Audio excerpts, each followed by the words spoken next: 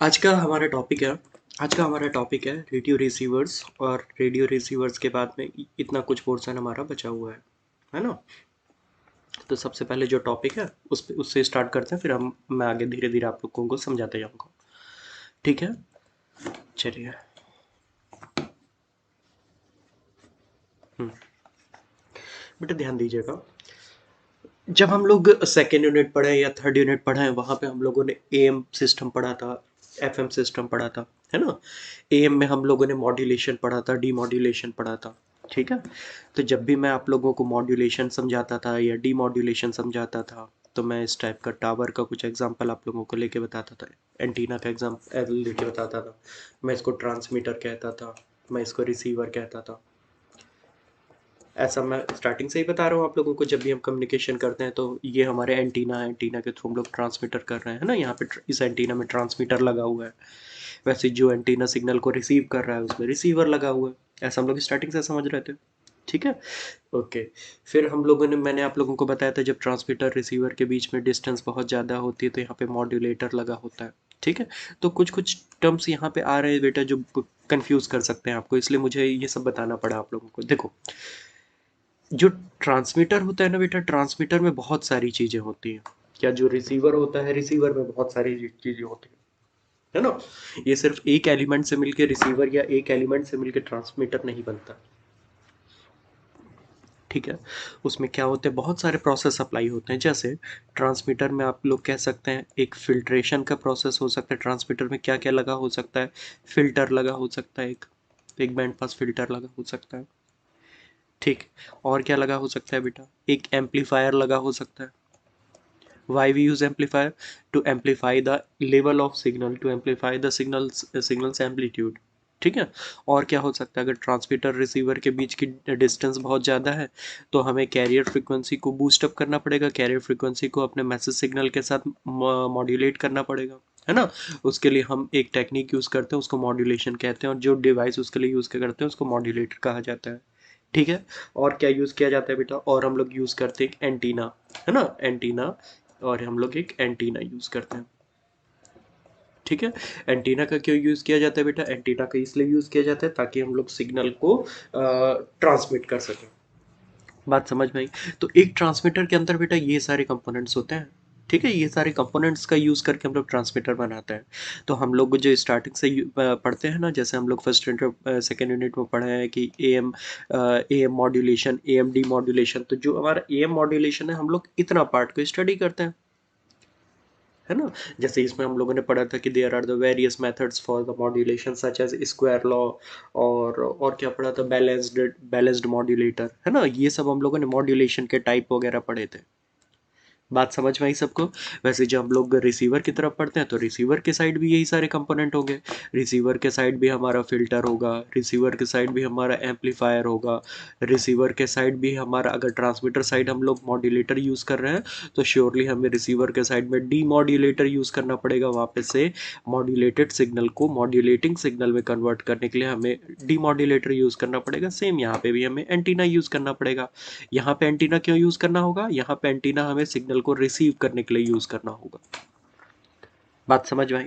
तो अभी तक हम लोग क्या क्या पढ़ते थे, अभी तक हम लोग फर्स्ट यूनिट सेकंड यूनिट में क्या पढ़ा है। अगर हमारा ट्रांसमिटेड सिग्नल एएम सिग्नल है तो हम लोग एएम मॉड्यूलेटर कौन कौन से टाइप के होते हैं, वैसे अगर रिसीव्ड सिग्नल एएम सिग्नल है तो एएम डी मॉड्यूलेशन के कौन कौन से मेथड होते हैं, ये सब हम लोगों ने पढ़ा है। जैसे हम लोगों ने क्या क्या पढ़ा था बेटा, एक हम लोगों ने कोहेरेंट डिटेक्टर पढ़ा था, कोहेरेंट डीमॉड्यूलेशन पढ़ा पढ़ा था, है ना, जिसमें मैंने आप लोगों को बताया था अगर रिसीवर साइड भी उसी कैरियर सिग्नल का यूज़ किया जाए डीमॉड्यूलेशन के लिए, जिसका यूज़ ट्रांसमीटर साइड यूज़ किया जा रहा था मॉड्यूलेशन के लिए, तो इस टाइप के डीमॉड्यूलेटर को हम लोग कहते हैं कोहेरेंट डीमॉड्यूलेटर, है ना, और कोहेरेंट डिटेक्टर। बताया था बेटा ऐसा मैंने पहले आप लोगों को। ठीक है, और क्या क्या पढ़ा था, अगर हमारा एएम सिग्नल है तो एएम सिग्नल के रिसेप्शन के लिए हम लोग यूज़ करते थे एनवलप डिटेक्टर का, ENVELOP, एनवलप डिटेक्टर का यूज़ करते थे। बात यहाँ तक सभी को क्लियर। ठीक है, ये किस केस में हुआ बेटा, ये हमारा एएम के केस में हुआ।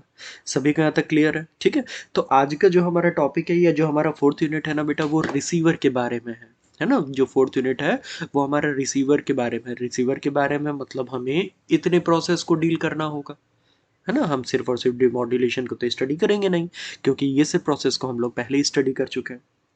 बात यहाँ तक समझ में आ रही है कि आगे स्टार्टिंग के चैप्टर्स और अभी के चैप्टर्स में क्या डिफरेंस आ रहा है? ठीक है, यहाँ तक सबको समझ में आया बेटा? तो हमारा जो टॉपिक है, हमारा जो अभी हम लोगों को जो कवर करना है, वो टॉपिक है हमारे रिसीवर्स। ठीक है, वो टॉपिक है हमारा रिसीवर्स। ठीक, रिसीवर्स को आप लोग सिंपली डिफाइन कर सकते हैं। Receiver is a device that is responsible to receive the signal is known as receiver. In receiver in receiver, various components are connected to fulfill some operations such as amplification, demodulation, etc. Clear है? बात यहाँ तक clear है बेटा? ये हमारी simple receiver की definition हो गई। ठीक, अगर मुझे रिसीवर को डिस्टिंग्विश करना है, रिसीवर को कुछ कैटेगराइज करना है ना, तो रिसीवर को मैं काफ़ी पार्ट में कैटेगराइज कर सकता हूँ। जैसे मैंने आप लोगों को ट्रांसमीटर में, जैसे मैंने आप लोगों को बताया था ना, कम्युनिकेशन को हम लोग काफ़ी पार्ट में कैटेगराइज कर सकते हैं। जैसे on the basis of distance अगर मैं कम्युनिकेशन बोलूँ तो high distance communication, short distance communication. On the basis of message signal अगर मैं बोलूँ तो मॉड्यूलेटिंग सिग्नल और मॉड्यूलेटेड सिग्नल, मॉड्यूलेटेड कम्युनिकेशन या base band communication, band pass communication, है ना। वैसे ही अगर मैं on the basis of signal that is used, अगर उसके बेसिस पे कम्युनिकेशन को डिवाइड करना चाहूँ तो हमारा एएम कम्युनिकेशन, एफएम कम्युनिकेशन होता है। ऐसा मैंने आप लोगों को बताया था।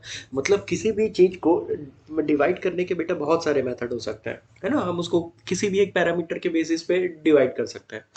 बात समझ में?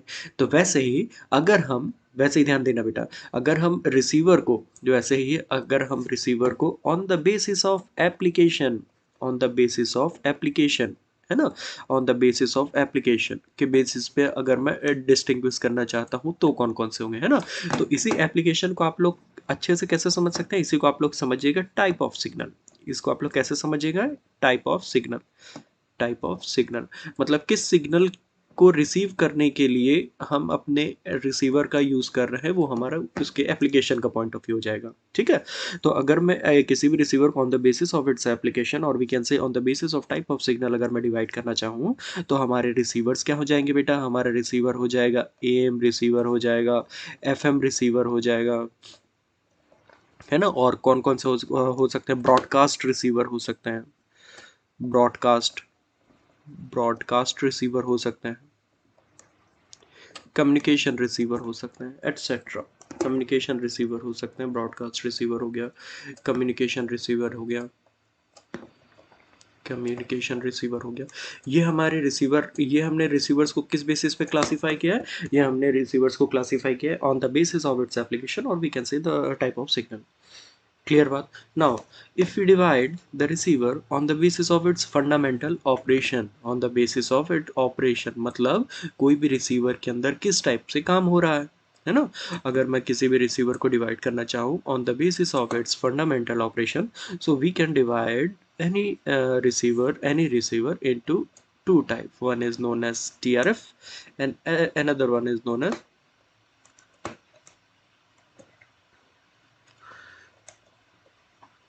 सुपर हाई, SHR, है ना। समझ में है? TRF stands for tuned radio frequency receiver. इसको TRFR भी कह सकते हैं, है ना, लेकिन जनरली इसको TRF के नाम से जाना जाता है। ट्यून्ड रेडियो रिसीवर के नाम से ही जाना जाता है, TRF के नाम से जाना जाता है ना। वैसे यहाँ पे जो SHR है, SHR stands for super heterodyne receiver, है ना। इसको कुछ जगह सुपर हाइड्रोडाइन रेडियो रिसीवर्स भी कहा जाता है। ठीक, अब मैं जो यहाँ पे दोनों जगह एक टर्म रेडियो यूज़ क्यों, ये क्यों यूज़ क्यों? देखो बेटा, जो फ्रिक्वेंसी की रेंज होती है, जब भी कोई सिग्नल रिसीव किया जाता है उसके कुछ ना कुछ रेंज होती है ना। तो सिग्नल की इसी रेंज में एक होती है रेडियो फ्रिक्वेंसी रेंज। तो अगर हम लोग सिग्नल को रेडियो फ्रिक्वेंसी रेंज को रिसीव करने के लिए यूज़ कर रहे हैं, तो इस टाइप के रिसीवर्स को हम लोग कहते हैं रेडियो रिसीवर्स। बात समझ में आई? On the basis of range of frequency, if our receiver is responsible to receive radio frequency range, then this type of receiver is known as radio receiver. I think यहाँ तक सभी को clear होगा, है ना। इसके फुल फॉर्म एक बार फिर से देख लीजिएगा। TRF stands for tuned radio frequency receiver, है ना। इसको आर को हटाई दीजिए, क्योंकि TRF ही जनरली इसका एब्रीवेशन होता है, एब्रीवेटेड फॉर्म होता है है ना।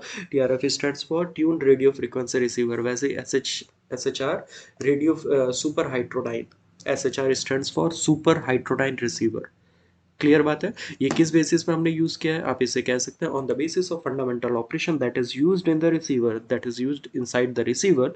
अगर मैं डिवाइड करना चाहूँ तो there are the two type of receivers, TRF and SHR।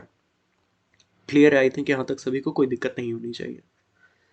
ठीक, सुपर हाइड्रोडाइन SHR, और यहाँ पे TRF stands for tuned radio frequency receiver. ठीक है, तो ये हमारा क्या होगा बेटा, ये हमारा बेसिक क्लासिफिकेशन ऑफ रिसीवर्स हो गया। ठीक है, रिसीवर को कौन कौन से टाइप में डिवाइड किया जाता है, हो गया। अब जब भी सबसे पहले हम लोग स्टडी करते हैं, सबसे पहले हम लोग स्टडी करते हैं इस ट्यून रेडियो फ्रीक्वेंसी को। ठीक है, हम लोग स्टडी करते हैं इस ट्यून रेडियो फ्रीक्वेंसी को। ठीक, तो ये मैं रब करने जा रहा हूँ, यहाँ तक आई थिंक सभी को समझ में आ गया होगा। हम्म, हम्म। ठीक है, अब हम लोग एक ट्यून रेडियो फ्रीक्वेंसी रिसीवर को स्टडी करेंगे। ठीक है, और हम लोग ऐसे रेडियो फ्रीक्वेंसी रिसीवर को रिसीव करेंगे, ऐसे रेडियो रिसीवर को डिज़ाइन करेंगे जो अभी हमारा ऑडियो जो AM सिग्नल को रिसीव करने जा रहा है ना, AM सिग्नल को रिसीव करने जा रहा है, ऐसे एक ट्यून रेडियो रिसीवर को हम लोग अभी आगे स्टडी करेंगे। ठीक है, इसके बारे में कुछ यहाँ पे थियोटिकल पोर्शन दिया हुआ है, आप लोग एक बार चेक कर सकते हैं। The TRF receiver is simple logical receiver, 2 or 3 radio amplifier all tuning together where employed to select and amplify the incoming frequency and simultaneously to reject all others. After the signal was amplified to a suitable level, it was demodulated and fed to the loudspeaker after being passed through a appropriate audio amplifying stage. And the last one is these are simple to design, align at broadcast frequency, but they presented difficulties at higher frequencies. ठीक है, ये इसके बारे में कुछ theoretical representation है। ठीक है, सबसे पहले मैं आप लोग इसको समझ लीजिए कि ये होता कैसे है। ठीक है, फिर हम लोग इसके बारे में बाकी सब देखेंगे। देखो बेटा, जब भी हम लोग ट्यून रेडियो फ्रीक्वेंसी, अभी हमारा टॉपिक क्या है, TRF। सबसे पहले हम लोग क्या स्टडी करने जा रहे हैं, हम लोग स्टडी करने जा रहे हैं हम लोग स्टडी करने जा रहे हैं receivers on the basis of its fundamental operation, है ना। तो जब मैं रिसीवर को on the basis of fundamental operation जब डिवाइड करता हूँ तो पहला आता है हमारा ट्यून रेडियो फ्रीक्वेंसी रिसीवर, है ना, उसको TRF कहा जाता है। तो जब हमारा TRF हम डिज़ाइन करते हैं तो TRF में जो सबसे मेन, सबसे पहला कंपोनेंट होता है बेटा, वो हमारा होता है, क्या होता है वो हमारा होता है एंटीना। वो हमारा क्या होता है बेटा, वो हमारा होता है एंटीना। ये एंटीना का क्या काम होगा, ये एंटीना का काम ये होगा कि ट्रांसमीटर से जितनी भी फ्रीक्वेंसीज आ रही हैं, ट्रांसमीटर से जितनी भी फ्रीक्वेंसीज आ रही हैं, ये सबको रिसीव करेगा, ये सबको रिसीव करेगा। बात समझ पाई। अगर ये जो हमारा TRF है, अगर ये हमारा AM सिग्नल को रिसीव कर रहा है, अगर अब कुछ कुछ न्यूमेरिक डेटा भी है, वो भी आप लोगों को ध्यान रखना है ना। अगर जो हमारा TRF है, अगर वो AM सिग्नल को रिसीव कर रहा है तो AM सिग्नल की कुछ ना कुछ तो फ्रीक्वेंसी रेंज होगी, ऐसा तो नहीं है कि वो सारी फ्रीक्वेंसीज को रिसीव करेगा। तो जो हमारी AM सिग्नल की फ्रीक्वेंसी रेंज होती है ना बेटा, वो हमारी जनरली होती है 540 kilohertz to 1640, 540 kilohertz to 1640 kilohertz. बात क्लियर है सभी को। जैसे जब मैंने आप लोगों को FM पढ़ाया था तो मैंने FM में आप लोगों को फ्रीक्वेंसी रेंज बताई थी 88 मेगाहर्ट्ज टू 108 मेगाहर्ट्ज बताया था मैंने आप लोगों को, है ना, फ्रीक्वेंसी रेंज। वैसे ही जो हमारा AM सिग्नल होता है बेटा, उसकी फ्रीक्वेंसी रेंज होती है 540 किलोहर्ट्ज टू 1640 किलोहर्ट्ज। इसका मतलब ये है कि अगर ये जो मेरा एंटीना है ना बेटा, अगर ये AM सिग्नल को रिसीव करने के लिए अगर मेरा सिस्टम, ये जो रिसीवर बनाया गया है, तो उसका ये जो एंटीना है, ये इतनी पूरी फ्रीक्वेंसी रेंज को रिसीव करेगा, 540 किलोहर्ट्ज से लेकर 1640 किलोहर्ट्ज। बात सबको यहाँ तक समझ में आई। ठीक, लेकिन एट ए टाइम जब कोई भी सिग्नल ट्रांसमिट किया जाता है तो वो इन फ्रिक्वेंसी बैंड के किसी एक बैंड में ट्रांसफर की जाती है ना। तो सपोज मैं ये मान रहा हूँ कि अभी जो भी सिग्नल ट्रांसमिट किया जा रहा है ट्रांसमीटर से, उसकी फ्रिक्वेंसी है 550 किलो हर्ट्स, 550 किलो हर्ट्स। है ना। अब इसका क्या मतलब हुआ? इसका मतलब ये हुआ कि जो भी हमारे ये रिसीवर है ना बेटा, ये पूरी की पूरी फ्रीक्वेंसी रिसीव करेगा। कहाँ से कहाँ तक की रिसीव करेगा? ये हमारी रिसीव करेगा 540 से लेकर 1650, ये पूरी की पूरी फ्रीक्वेंसी को आने देगा, रिसीव कर लेगा। ठीक है। लेकिन हमें किसकी ज़रूरत है? हमें हमें हमें कौन सी फ्रीक्वेंसी को रिसीव करना है? हमें रिसीव करना है 550 किलोहर्ट्ज़। ठीक है। तो उसके लिए हम यहाँ पे यूज़ करते हैं एक डिवाइस का, जिसको कहा जाता है आरएफ एम्पलीफायर। जिसको क्या कहा जाता है? RF amplifier. ध्यान रहेगा सभी को, इसको क्या कहा जाता है? RF amplifier. ठीक। आरएफ एम्पलीफायर को आप लोग ऐसे समझ सकते हैं, RF amplifier is nothing but a tuning circuit. कैसे समझेंगे आप लोग इसको? RF amplifier is nothing but a tuning circuit, nothing but a tuning circuit, tuning circuit. ठीक है।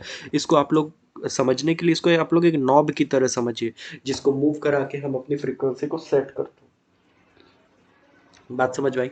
इसका मतलब ये हुआ कि हमारे एंटीना ने तो पूरी फ्रीक्वेंसी रेंज को एक्सेप्ट कर लिया, 540 से लेकर 1650 तक की सारी फ्रीक्वेंसी, सारी एएम फ्रीक्वेंसी को रिसीव कर लिया। लेकिन जैसे ही हम लोग आरएफ एम्पलीफायर में प्रोवाइड करेंगे, तो आरएफ एम्पलीफायर को हम लोग किस फ्रीक्वेंसी रेंज में ट्यून करेंगे?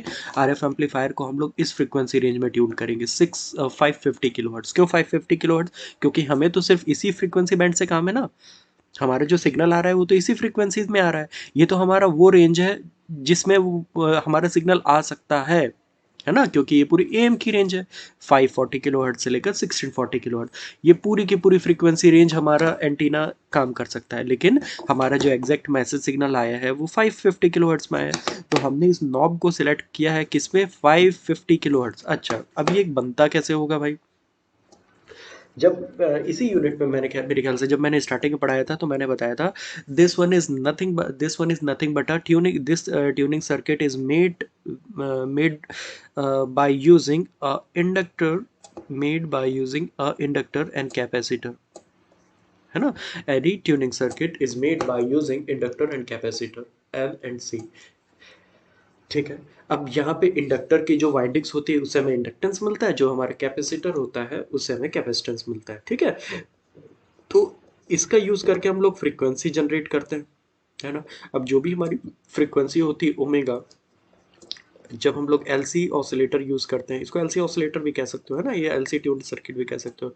इसकी जो हमारी फ्रीक्वेंसी होती है उसको कैलकुलेट किया जाता है इस न्यूमेरिक फॉर्मूले के थ्रू, इस न्यूमेरिक फॉर्मूले के थ्रू। ठीक है। इसका मतलब होता है frequency equal to 1/2 L C. ठीक। तो एल की जो वैल्यू रहेगी, सी की जो वैल्यू रहेगी, उसके हिसाब से आपको ओमेगा की वैल्यू या फ्रीक्वेंसी की वैल्यू मिल जाएगी। तो हम लोग इसको सेट करके हम लोग ये 550 किलोहर्ट्ज गेन कर लेंगे। क्लियर बात। अब यहाँ पे दोनों तो यहाँ पे फिक्स्ड है, तो फिर तो एक ही फ्रीक्वेंसी मिलेगी, इसलिए हम लोग क्या करते हैं, इस कैपेसिटेंस की वैल्यू को चेंज करते हैं। That's why this capacitance is represented as variable capacitance. अब क्या इसका मतलब हुआ? एल की वैल्यू को फिक्स्ड रखते हैं, सी की वैल्यू को चेंज करते हैं। तो जब लोग सी की वैल्यू को चेंज करेंगे तो ऑटोमेटिकली हम लोग डिफरेंट टाइप की फ्रीक्वेंसीज को ऑब्टेन कर लेंगे। क्लियर बात, यहाँ तक सबको समझ में आ रही है? ठीक। अच्छा, इस एल को क्यों नहीं चेंज कर सकते? एल को इसीलिए चेंज नहीं कर सकते बेटा कि we know that for changing the inductance we need to change the number of turns in the coil, है ना।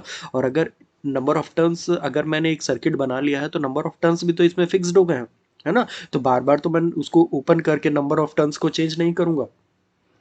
तो क्योंकि वहाँ पे नंबर ऑफ टर्न्स फिक्स्ड है, इसलिए इंडक्टेंस की वैल्यू को चेंज नहीं किया जा सकता। और क्योंकि इंडक्टेंस की वैल्यू को चेंज नहीं किया जा सकता, तो फ्रीक्वेंसी की वैल्यू को चेंज करने के लिए बार बार हम लोग कैपेसिटर को वेरिएबल रखते हैं, है ना। तो इस वेरिएबल कैपेसिटर का यूज करके हम लोगों को जिस रेंज को के लिए अपने रिसीवर को फिक्स करना है, उस रेंज में अपने रिसीवर को ट्यून कर सकते हैं। बात यहाँ तक क्लियर है? ठीक है। तो कई बार क्या होता है कि एक जो रेडियो ट्यूनर होता है, रेडियो फ्रीक्वेंसी एम्पलीफायर होता है, उससे हमें उतनी अच्छी सिलेक्टिविटी नहीं मिलती, उतनी अच्छे परफॉर्मेंस नहीं मिलता है ना। इस परफॉर्मेंस को रिप्रेजेंट करते हैं एक टर्म से बेटा, उसको कहते हैं क्वालिटी फैक्टर। क्या कहा जाता है उसको? क्वालिटी फैक्टर, है ना। किसी भी रेडियो फ्रीक्वेंसी परफॉर्मेंस को मेजर करने के लिए एक टर्म यूज किया जाता है जिसको कहा जाता है quality factor. Quality factor is calculated by using formula F R divided by bandwidth. ठीक है।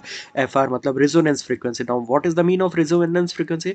Resonance frequency mean that a receiver or a tuner who is tuned to a certain range is known as its resonance frequency, है ना? जो भी हमारा tuner circuit होता है उसको जिस फ्रीक्वेंसी रेंज में ट्यून किया जाता है उसे उसकी ट्यून रेडियो फ्रीक्वेंसी उसे उसकी ट्यून रेडियो फ्रीक्वेंसी या रेजोनेंस फ्रीक्वेंसी कहा जाता है। इसको मैंने कुछ इस टाइप के ग्राफ से आप लोगों को पहले समझाया था, याद होगा आप लोगों को, है ना? तो इसका मतलब क्या होगा कि सपोज हमारा रेडियो फ्रीक्वेंसी, हमारा आरएफ एम्पलीफायर अगर 550 किलोहर्ट्ज में ट्यून किया गया है ना बेटा, 550 किलोहर्ट्ज में ट्यून किया गया है, तो उस रेंज की फ्रीक्वेंसी पे वो अच्छा गेन प्रोवाइड करेगा। लेकिन उससे उससे अगर मैं ज़्यादा की फ्रीक्वेंसी को देखूं या उससे कम की फ्रीक्वेंसी को देखूं, तो आप देखेंगे कि एम्पलीट्यूड यहाँ पे कम होते जा रहा है। बात यहाँ पे समझ में आई? क्लियर है यहाँ तक सभी को? ठीक है, तो ध्यान रखिएगा, रेजोनेंस फ्रीक्वेंसी वो फ्रीक्वेंसी है जिस पे हमने अपने ट्यूनर को सेट किया है। ठीक बात, यहाँ तक किसी को कुछ डाउट है तो बताइए जल्दी से।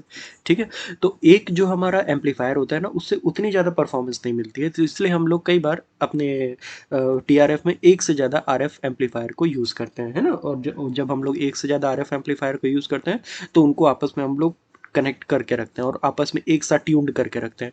इस टाइप की ट्यूनिंग को कहा जाता है गैंग ट्यूनिंग। क्या कहा जाता है बेटा? गैंग ट्यूनिंग कहा जाता है। क्लियर बात है यहाँ तक सभी को? अगर मैं यहाँ पे ऐसा सिंपल एक डायग्राम बना दूँ, ध्यान देना है ना, ध्यान दीजिएगा। मैं एक और यहाँ पे डायग्राम बना देता हूँ, एक और बॉक्स यहाँ पे बना देता हूँ। ऐसा मैंने एक और बॉक्स बना दिया, इसको भी मैंने कह दिया आरएफ, इसको भी मैंने क्या कह दिया, इसको भी मैं कह रहा हूँ आरएफ एम्पलीफायर। और दोनों की यहाँ पे नॉब बना दिया है और यहाँ पे डस डस डस डस करके आपस में कनेक्ट कर दिया है। इसका मतलब ये हुआ कि दोनों आरएफ एम्पलीफायर को मैंने एक साथ कनेक्ट कर दिया और उनको एक साथ ट्यून कर रहा हूँ। जब मैं इसको ट्यून करूंगा तो ये भी साथ में ट्यून होते जाएगा। इस टाइप की ट्यूनिंग को कहा जाता है गैंग ट्यूनिंग। क्या कहा जाता है इस टाइप की ट्यूनिंग को? इस टाइप की ट्यूनिंग को कहा जाता है गैंग ट्यूनिंग। ठीक है, तो यही इसकी थोड़ी सी दिक्कत की बात है इस टाइप के रिसीवर में कि इसमें ट्यूनिंग एक एक एम्पलीफायर से उतनी अच्छी सिलेक्टिविटी हमें नहीं मिलती है, तो एक से ज़्यादा हमें एम्पलीफायर्स का यूज़ करना होता है। और जब हम एक से ज़्यादा एम्पलीफायर यूज़ करेंगे बेटा तो दोनों को साइमल्टेनियसली हमें सेट करना पड़ेगा। ये हमें थोड़ी सी प्रॉब्लम है। यहाँ तक सभी को क्लियर है? ठीक है, तो इसकी परफॉर्मेंस को मेजर करने के लिए हम लोग क्वालिटी फैक्टर का यूज़ करते हैं। Quality factor is calculated as resonance frequency upon bandwidth. ठीक, अच्छा, जब हम लोग एएम के केस में पढ़ते हैं ना बेटा, तो एएम की जो हमारी बैंडविड्थ होती है ना, वो हमारी 10 किलोहर्ट्ज एएम की जो बैंडविड्थ होती है, जब हम लोग टीआरएफ रिसीवर का यूज़ करते हैं तो एएम की बैंडविड्थ हमारी 10 किलोहर्ट्ज होनी चाहिए। टीआरएफ का जब हम रिसीव करते हैं तो टीआरएफ में जो हमारी बैंडविड्थ होती है ये हमारी फिक्स्ड होनी चाहिए। अब ये फिक्स्ड होनी चाहिए, इसका क्या मतलब है? इसका मतलब ये है कि कभी अगर जो भी रेडियो फ्रीक्वेंसी हम लोग रिसीव किए, जो भी एएम सिग्नल यूज़ किए हैं, अगर उसकी फ्रीक्वेंसी एग्जैक्ट 10 किलोहर्ट्ज़ होगी ना, तो हमें बहुत ही अच्छी परफॉर्मेंस मिलेगी हमें इस सर्किट से, इस पूरे टीआरएफ रिसीवर से। लेकिन अगर इसकी जो भी बैंडविड्थ है वो हमारी 10 से ज़्यादा होगी या 10 से कम होगी, जो भी हमारी बैंडविड्थ है वो 10 से अगर ज़्यादा हो गई, या तो जो हमारी बैंडविड्थ है जो वो हमारी अगर 10 से कम हो गई, 10 किलोहर्ट्ज़ से कम हो गई, ठीक है, तो दोनों ही केस में हमें यहाँ पे एरर मिलेंगे। क्लियर बात है? तो जब हमारी बैंडविड्थ 10 किलोहर्ट्ज़ से ज़्यादा हो जाएगी, ध्यान दीजिएगा, जब हमारी बैंडविड्थ 10 किलोहर्ट्ज़ से ज़्यादा हो जाएगी, इस समय हमें एक ड्रॉबैक मिलता है। इसी को बहुत ही ध्यान रखिएगा, यही हमारे टीआरएफ सर्किट का ड्रॉबैक है। इसको कहते हैं हम लोग क्रॉस टॉक। क्या कहा जाता है इसे? इसे कहा जाता है क्रॉस टॉक। क्रॉस टॉक मतलब होता है बेटा कि हमने अपने रिसीवर को जिस फ्रीक्वेंसी को रिसीव करने के लिए यूज़ किया है, हमारा जो रिसीवर है उस फ्रीक्वेंसी को तो रिसीव कर ही रहा है, लेकिन उसका जो भी नेबर बैंड है उसको भी वो साथ में रिसीव कर रहा है ना? तो क्योंकि बैंडविड्थ ज़्यादा है तब ये प्रॉब्लम आती है। तो इस टाइप के प्रॉब्लम को कहा जाता है क्रॉस टॉक, और यही हमारे इस टीआरएफ का ड्रॉबैक है, ध्यान रखिएगा। और जब हमारी बैंडविड्थ हमारी 10 किलोहर्ट्ज़ से कम हो जाएगी, उस समय तो पूरे के पूरे मैसेज सिग्नल को ही रिसीव नहीं कर पाएगा, तो ये हमारा इस समय हमें डिस्टॉर्टेड आउटपुट मिलेगा। इस समय हमें डिस्टॉर्टेड आउटपुट मिलेगा, एरर्ड आउटपुट मिलेगा आउटपुट में। सभी को यहाँ तक क्लियर है? ठीक है, तो जो भी हम चाहते हैं कि हमारा जो रिसीवर हो वो एग्जैक्टली इस बैंडविड्थ का ही सिग्नल को रिसीव करे। क्लियर बात है? एएम की फ्रीक्वेंसी रेंज में हमारा जो रेडियो रिसीवर है इस बैंडविड्थ के सिग्नल को ही रिसीव करे। ठीक है, अच्छा, ये सब कौन सेट कर रहा होगा? जो मैंने आपको सीधे सीधे यहाँ पे बता दिया, बैंडविड्थ इक्वल टू 10 किलोहर्ट्ज़, है ना? तो जैसे बेटा जब हम लोग कोई मोबाइल कम्युनिकेशन करते हैं तो चाहे हम लोग आइडिया की बात करें, कोई किसी भी प्रोवाइडर की बात करें, चाहे एयरटेल की बात करें, तो ये सब अलग अलग फ्रीक्वेंसी रेंज में अपने सिग्नल को ट्रांसमिट करते हैं, है ना। इसको फ्रीक्वेंसी कौन प्रोवाइड करता होगा? एक ऑर्गेनाइजेशन होता है जिसको हम लोग ट्राई कहते हैं, है ना। तो ट्राई क्या होता है कि ऑक्शंस होते हैं फ्रीक्वेंसी बैंड के, तो उसके थ्रू जो भी डिफरेंट कंपनीज है वो अपनी अपने फ्रीक्वेंसी रेंज को अलॉट करवाती है। तो सबको फ्रीक्वेंसी देने का काम किसने किया? ट्राई ने किया, ठीक है। तो वैसे ही जब हम लोग इस एएम सिग्नल की बात करते हैं, तो इसमें ये जब जो सब कुछ सेटिंग किया गया है कि बैंडविड्थ इतनी होनी चाहिए, और जो एएम की बैंडविड्थ होती है वो यहाँ से लेकर यहाँ तक होनी चाहिए, एफएम की बैंडविड्थ यहाँ से लेकर 88 मेगाहर्ट्ज से लेकर 108 मेगाहर्ट्ज होनी चाहिए, इसको सबको सेट करने का काम एक ऑर्गेनाइजेशन ने करता है, जिसको कहते हैं FCC, federal committee for communication, ठीक है। ये सब सेट करता है कि बैंडविड्थ की वैल्यू कितनी होनी चाहिए, और सो एंड सो, है ना। जैसे जब मैंने फ्रीक्वेंसी मॉड्यूलेशन पढ़ाया था, तो मैंने एक फ्रीक्वेंसी डेविएशन की वैल्यू आप लोगों को वहाँ पे 75 किलो हर्ट्स वहाँ पे मैंने मेंशन करवाई थी, आप लोगों को शायद याद होगा, del f equal to f m के केस में, है ना। मैंने कहा था कि कई बार न्यूमेरिकल्स में आप लोगों को काम आएगा। तो ये सब कौन सेट करता है बेटा? एक ऑर्गेनाइजेशन होता है जो ये सब फ्रीक्वेंसी रेंज वगैरह को सेट करता है ना। अदरवाइज तो सभी लोग अपने अकॉर्डिंग कुछ जो उनका मन करेगा वो यूज़ करना चाहेंगे। बात यहाँ तक सभी को क्लियर है? सभी को क्लियर? तो किसी भी एएम से आरएफ एम्पलीफायर की परफॉर्मेंस को मेजर करने के लिए हम लोग यूज करते हैं क्वालिटी फैक्टर का, एक परफॉर्मेंस पैरामीटर है, ठीक है। यहाँ तक सबको समझ में आया? कोई दिक्कत नहीं, कोई डाउट नहीं? अब इसके बाद इसका जो आउटपुट होता है ना बेटा, उसको प्रोवाइड किया जाता है डी मॉड्यूलेटर में। किस में प्रोवाइड किया जाता है? इसको प्रोवाइड किया जाता है डी मॉड्यूलेटर में। इसको मैंने यहाँ पे लिख दिया डी मॉड्यूलेटर। ठीक, अब डीमॉड्यूलेटर के बारे में तो मुझे आपको ज़्यादा बताने की ज़रूरत नहीं है कि डीमॉड्यूलेटर का काम क्या होता है। डीमॉड्यूलेटर में जो भी सिग्नल होता है उसमें मैसेज सिग्नल होता है, कैरियर सिग्नल होता है।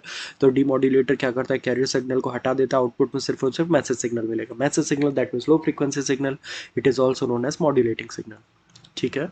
तो जो भी हमारा लो फ्रीक्वेंसी सिग्नल होता है बेटा, उसका एम्पलीट्यूड भी कम होगा, तो सबसे पहले उसके एम्पलीट्यूड को भी तो हमें बढ़ाना पड़ेगा। तो उसके एम्पलीट्यूड को बढ़ाने के लिए हम यहाँ पे एएफ एम्पलीफायर का यूज़ करते हैं, या इसको मैं सिंपल कहता हूँ ऑडियो एम्पलीफायर, ऑडियो एम्पलीफायर, है ना। इस ऑडियो एम्पलीफायर का काम क्या होगा? मॉड्यूलेटिंग सिग्नल के एम्पलीट्यूड को बढ़ाना, मतलब उसके वोल्टेज को बढ़ाना, ठीक है।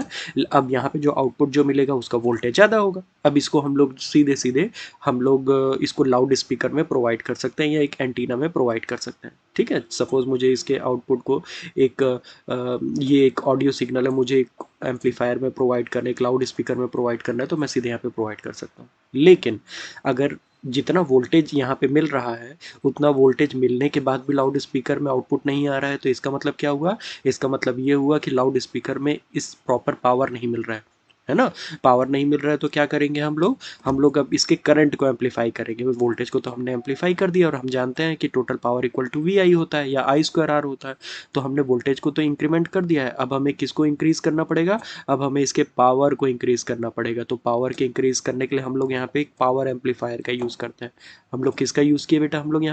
हम लोग इसके यहाँ पे एक यूज़ किए पावर एम्पलीफायर का, है ना। तो ये पावर एम्पलीफायर क्या करेगा? इसके जो भी हमें इनपुट सिग्नल मिलेगा उसके करंट को बूस्ट अप करेगा, और जिसके कारण पावर इंक्रीज हो जाएगा, और पावर इतना बढ़ जाएगा कि हमारा लाउड स्पीकर से उस ऑडियो सिग्नल को हम लोग ट्रांसमिट कर पाए। बात समझ में आई सभी को? ठीक है। तो ये पूरा ऑपरेशन होता है। आई थिंक यहाँ तक समझ में आ रहा होगा आप लोगों को, ठीक है। तो ये पूरा ऑपरेशन होता है जो हमारा टीआरएफ के थ्रू परफॉर्म होता है, ट्यून्ड रेडियो फ्रीक्वेंसी एम्पलीफायर के, ट्यून्ड रेडियो फ्रीक्वेंसी रिसीवर के थ्रू परफॉर्म होता है, ठीक है। लेकिन यहाँ पे जो मैंने अभी आप लोगों को ड्रॉबैक बताई, जो कुछ कुछ जो पॉइंट बताए थे ना, एक क्रॉस टॉक वाली प्रॉब्लम बताई थी, ये क्रॉस टॉक वाली प्रॉब्लम आ जाती है। यहाँ तक आई थिंक सभी को क्लियर हो गया। मैं क्रॉस टॉक वाली प्रॉब्लम के बारे में आप लोगों को बताने जा रहा हूँ, ठीक है। चलिए मैं इसको रब करता हूँ, मैं इसको मिटा रहा हूँ, ठीक। अब जो क्रॉस टॉक वाली प्रॉब्लम है उसको देखते हैं, ठीक। क्या क्या हमने अभी तक देखा, क्या क्या पैरामीटर हमने देखा जो फिक्स्ड है? एएम की रेंज फिक्स्ड है। एएम की रेंज मैंने कहाँ से कहाँ तक बताई है? एएम की रेंज मैंने बताई है, कुछ बुक्स में इसको 540 किलोहर्ट्ज लिखा गया है, कुछ बुक्स में ये 550 किलोहर्ट्ज है ना। तो मैं यहाँ पे 540 किलोहर्ट्ज ही ले रहा हूँ। 540 किलोहर्ट्ज टू 1650 किलोहर्ट्ज, ये हमारी एएम सिग्नल की रेंज में, इसके बीच का कोई भी सिग्नल हम लोग रिसीव कर सकते हैं, ठीक है। तो मैंने इनमें से कोई भी सिग्नल एक ले लिया, मैंने जो भी सिग्नल मैं मान रहा हूँ कि जो हम रिसीव कर रहे हैं अपने एंड, या जिसमें हमने अपने रेडियो फ्रिक्वेंसी एम्पलीफायर को ट्यून्ड किया है, मैं मान रहा हूँ कि वो फ्रिक्वेंसी हमारी 550 किलोहर्ट्ज़, इस फ्रिक्वेंसी पे हमने अपने रेडियो एम्पलीफायर को ट्यून किया। बात समझ में आई सबको। अब जो भी हमारी बैंडविड्थ होती है एएम की जो हमारी बैंडविड्थ है, वो मैंने आप लोगों को बताया है। क्या बताया मैंने एएम की बैंडविड्थ? मैंने बताया आप लोगों को एएम की बैंडविड्थ होती है 2 FM। आइडियली इसकी वैल्यू यहाँ पे टीआरएफ के केस में इसकी वैल्यू हम लोग 10 किलोहर्ट्ज़ बोलते हैं, है ना। तो 10 किलोहर्ट्ज़ बोलते हैं तो सीधे सीधे आप लोग एफएम की वैल्यू बोल सकते हैं कि एफएम की वैल्यू 5 किलोहर्ट्ज़ होगी। दैट मीन्स जो भी हमारा मैसेज सिग्नल होगा उसकी वैल्यू अगर 5 किलोहर्ट्ज़ होगी, तभी हमें जो बैंडविड्थ होगी वो 10 किलोहर्ट्ज़ होगी मिलेगी, क्योंकि एफएम के केस में आप लोगों को मैंने कई बार बताया है कि एफएम की जो बैंडविड्थ होती है वो 2 FM होती है। क्लियर बात है यहाँ तक? तो अब मुझे निकालना है क्वालिटी फैक्टर। ध्यान दीजिए भाई सभी। अब मुझे निकालना है quality factor. Quality factor equal to होता है resonance frequency, that means the frequency in which the our radio frequency is tuned, okay, divide by bandwidth.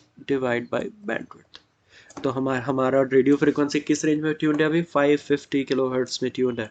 तो यहाँ पे मैंने 550 लिखा, और क्योंकि ये भी किलोहर्ट्ज़ है, ये भी किलोहर्ट्ज़ है, तो मैं अलग से किलो नहीं मेंशन कर रहा हूँ, ठीक है।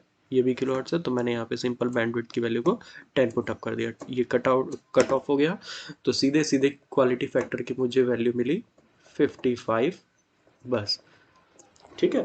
ये हमारी यूनिट लेस क्वांटिटी है, क्योंकि ऊपर भी फ्रीक्वेंसी का टर्म आता है, नीचे भी फ्रीक्वेंसी का टर्म आता है, दोनों फ्रीक्वेंसीज आपस में एक दूसरे को कैंसिल आउट करते हैं। तो इसलिए जो भी हमारा क्यू फैक्टर होता है, इसको क्वालिटी फैक्टर या क्यू फैक्टर कहा जाता है ना बेटा। तो जो भी क्यू फैक्टर होता है वो एक यूनिट लेस क्वांटिटी होती है। कितनी मिल गई हमें? 55। क्लियर बात है यहाँ तक? ठीक है, ओके।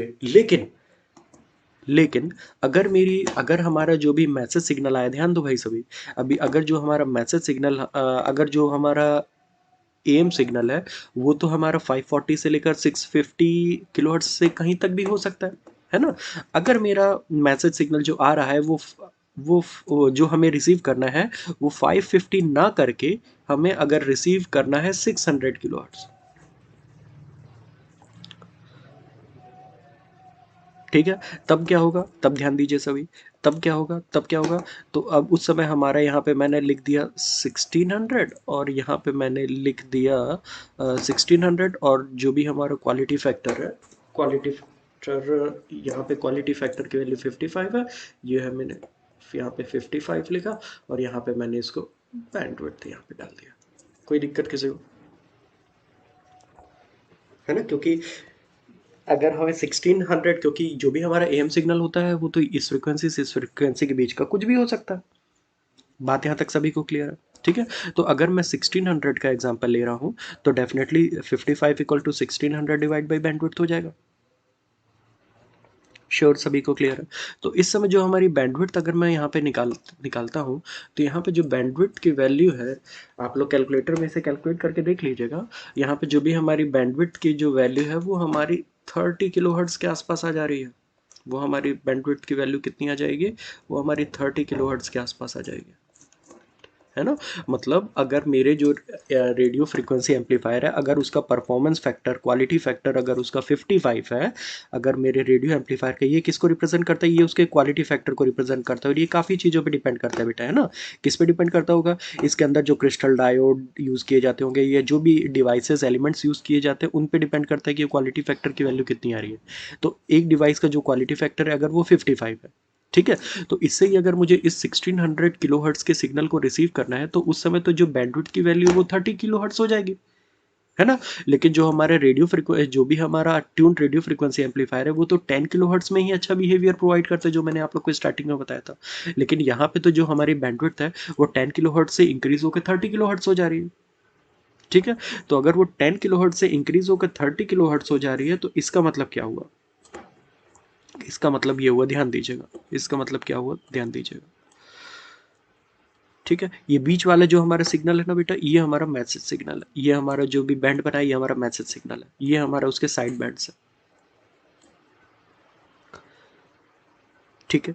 तो अगर मैं मेरा जो रेडियो फ्रीक्वेंसी, जो हमारा रेडियो फ्रीक्वेंसी एम्पलीफायर है, वो 10 किलोहर्ट्ज़ बैंडविड्थ करना हो के अगर वो 30 किलोहर्ट्ज़ का हो जाएगा, तो अब क्या होगा? ये हमारी यहाँ से लेकर यहाँ तक का बैंडविड्थ 10 है, लेकिन अगर वो 30 किलोहर्ट्ज़ का हो जाएगा तो वो क्या करेगा, अपने नेबर बैंड्स की भी कुछ फ्रीक्वेंसी को रिसीव कर लेगा, इसकी भी कुछ फ्रीक्वेंसी को रिसीव कर लेगा और इसकी भी साइड बैंड फ्रीक्वेंसी को रिसीव कर लेगा। बात क्लियर आ रही है? तो क्रॉस टॉक मतलब ये होता है कि अगर बैंडविड्थ ज़्यादा होगी, सीधी सी बात है बेटा, अगर किसी भी अगर रोड की लेंथ ज़्यादा है, रोड की लेंथ ज़्यादा है तो डेफिनेटली वो अपने आजू बाजू एक साथ दो व्हीकल भी उस रोड से जा सकते हैं, है ना? तो अगर एक साथ दो व्हीकल उस रोड से जाने लगे तो यही क्रॉस टॉक है। एक साथ अगर दो व्हीकल उस रोड से एक साथ जाने लगे तो क्रॉस टॉक है। लेकिन हमने, क्योंकि हमने डिज़ाइन कैसे किया था रोड को, हमने डिज़ाइन ऐसे किया था रोड को कि एक बार में एक व्हीकल जाए, लेकिन एक बार में अगर एक से ज़्यादा व्हीकल जाने लगे तो इसको हम लोग क्रॉस टॉक कहते हैं इन टर्म्स ऑफ फ्रीक्वेंसी, है ना? एक बार में अगर एक से ज़्यादा फ्रीक्वेंसी रेंज हमारा रिसीवर अगर सिलेक्ट करने लगे तो इसको हम लोग क्रॉस टॉक कहते हैं। बात समझ में आई? तो यही हमारा ड्रॉबैक था रेडियो फ्रीक्वेंसी एम्पलीफायर का, कि बैंडविड्थ इंक्रीज होने के कारण अगर मैं हायर रेंज को, अगर मैं क्योंकि हमारी फ्रीक्वेंसी रेंज तो यहाँ से लेकर यहाँ तक कुछ भी हो सकती है, तो छोटी फ्रीक्वेंसी रेंज के लिए तो ये बेस्ट है, कोई दिक्कत नहीं आएगी, क्योंकि क्वालिटी फैक्टर की वैल्यू कम आ रही है, कोई भी दिक्कत नहीं है। अप टू 85 क्वालिटी फैक्टर, जो मैंने यहाँ पे 55 लिया था ना बेटा, अप टू 85 क्वालिटी फैक्टर तक हमें कोई भी क्रॉस टॉक की प्रॉब्लम नहीं आती है ना? 85 कब आएगा? जब यहाँ पे 850 किलो हर्ट्स आएगा, है ना? मतलब 540 से लेकर 850 किलो हर्ट्स तक मुझे कोई भी क्रॉस टॉक की प्रॉब्लम नहीं आती। लेकिन जैसे मैं 850 किलो हर्ट्स से लेकर 1650 किलो हर्ट्स के किसी एएम सिग्नल को रिसीव करने जाता हूँ, तो उस समय क्रॉस टॉक प्रॉब्लम आती है। क्रॉस टॉक प्रॉब्लम मतलब कि the frequency, suppose we have to design our signal to suppose we have designed our receiver to receive a certain frequency, but it receive some neighbor frequency also, so this type of error is known as cross talk error, है ना? क्योंकि जिस frequency को receive करने के लिए उसे बनाया गया, वो उस फ्रीक्वेंसी को तो रिसीव कर ही रहा है, लेकिन अपने नेबर को भी रिसीव करने लगा। तो क्योंकि वो अपने नेबर फ्रीक्वेंसी को भी रिसीव करने लगा है, तो this type of error is known as cross talk error. बात समझ में आई? So this one is the disadvantage of this TRF receiver. दो डिसएडवांटेज होते हैं बेटा मेनली, ठीक है? एक हमें इसकी सिलेक्टिविटी पुअर होती है और दूसरा ये क्रॉस टॉक की प्रॉब्लम। सभी को क्लियर है? तो कुछ थियोरेटिकल पोर्शन है इसका, यहाँ पे आप लोग चेक कर सकते हैं, है ना? अगर आप लोग अपने नोट्स के पॉइंट ऑफ व्यू से देख रहे हैं तो आप लोग यहाँ पे इसको चेक कर सकते हैं, ये है ना? जैसे यहाँ पे मैंने बताया, देखो सभी आपस में कनेक्टेड है ना, सभी यहाँ पे आपस में कनेक्टेड दिख रहा है। ये एंटीना है, ये फर्स्ट आरएफ एम्पलीफायर है, सेकंड आरएफ एम्पलीफायर है, डिटेक्टर डिटेक्टर मींस डीमोड्यूलेटर। देखो सभी आपस में लाइन से कनेक्टेड, इसको गैंग ट्यूनिंग कहा जाता है। गैंग ट्यूनिंग मतलब जैसे इसमें चेंज होगा, जैसे इसकी फ्रीक्वेंसी रेंज को हम लोग ट्यून करेंगे, ये भी ट्यून होगा, ये भी ट्यून होगा, है ना? तो ये हम लोग क्यों ऐसा कर रहे हैं, एक से ज़्यादा आरएफ एम्पलीफायर क्यों यूज़ कर रहे हैं? क्योंकि इसकी सिलेक्टिविटी पुअर होती है। ये एक फ्रीक्वेंसी को सिलेक्ट करना एक आरएफ एम्पलीफायर के लिए काफ़ी कॉम्प्लिकेटेड होता है, तो इसलिए एक से ज़्यादा आरएफ एम्पलीफायर हम लोग यूज़ कर रहे हैं यहाँ पे। बात समझ में? तो ये इसका थियोरेटिकल एक्सप्लेनेशन है, या ये इसके थियोरेटिकल एक्सप्लेनेशन है। आप इसे चेक कर सकते हैं, इसका स्क्रीनशॉट ले लीजिएगा अगर आप लोग नोट्स के पॉइंट ऑफ व्यू से देख रहे हैं तो, है ना? तो इसकी सिलेक्टिविटी पुअर होती है। सिलेक्टिविटी मतलब होता है बेटा, जिस फ्रीक्वेंसी को उसको सिलेक्ट करना चाहिए, उस फ्रीक्वेंसी को सिलेक्ट ना करके अगर वो आजू बाजू वाली फ्रीक्वेंसी को भी सिलेक्ट करे, तो इसको हम कहते हैं इसकी सिलेक्टिविटी पुअर है। बात समझ में आई? ऑडियो फ्रीक्वेंसी एम्पलीफायर हमारे मैसेज सिग्नल को मैसेज सिग्नल को एम्पलीफाई करने के लिए यूज़ किया जाता है, लेकिन करंट को अगर इंक्रीज करना है तो हमें पावर एम्पलीफायर का यूज़ करना होगा। क्लियर बात है यहाँ तक सभी को? ठीक है? तो इसका थ्योरेटिकल ऑपरेशन देख लीजिएगा, यहाँ पे इसका ऑपरेशन भी दिया है, आप लोगों को रीड करना है तो आप लोग यहाँ से इसको रीड कर सकते हैं कि क्या है, ठीक है? अदरवाइज नोट्स के पॉइंट ऑफ व्यू से अगर आप लोग इसको नोट करना चाहते हैं तो यहाँ से आप लोग इसको नोट कर सकते हैं, ठीक है? स्क्रीनशॉट ले लीजिएगा इस चीज़ का, ठीक? तो यहाँ पे इसके डिसएडवांटेजेस वगैरह दिए हुए हैं, डिसएडवांटेज आप लोग यहाँ पे चेक कर सकते हैं, ठीक है? इसकी सिलेक्टिविटी पुअर होती है, सेंसिटिविटी पुअर होती है ना? और क्वालिटी फैक्टर की वैल्यू, यहाँ पे कुछ वैल्यू तो नहीं ली गई है, लेकिन आप लोग यहाँ पे मेंशन कर सकते हैं इसकी क्वालिटी फैक्टर की वैल्यू कम होती है, क्योंकि क्वालिटी फैक्टर की वैल्यू मैक्सिमम 85 तक ही हो सकती है, उसके बाद अगर होगी तो हमारी क्रॉस टॉक एरर आने लगेगा, है ना? एक से ज़्यादा हम लोगों को आरएफ एम्पलीफायर की ज़रूरत होती है तो ट्यूनिंग कॉम्प्लिकेटेड हो जाती है, ठीक है?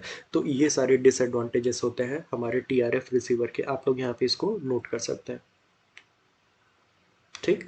तो इसके बाद वाली जो भी हमारी नेक्स्ट क्लास होगी उसमें हम लोग सुपर हाइड्रोडाइन रिसीवर जो हमारे रिसीवर का दूसरा टाइप होता है बेटा सुपर हाइड्रोडाइन, अगली क्लास में हम लोग सुपर हाइड्रोडाइन रिसीवर को डिस्कस करेंगे। ठीक। सो आई होप आज की क्लास में जितना भी मैंने बताया आप सभी को क्लियर हो गया होगा। Thank you so much. तो नेक्स्ट क्लास में हम लोग देखते हैं सुपर हाइड्रोडाइन रिसीवर। ठीक। तो आप लोग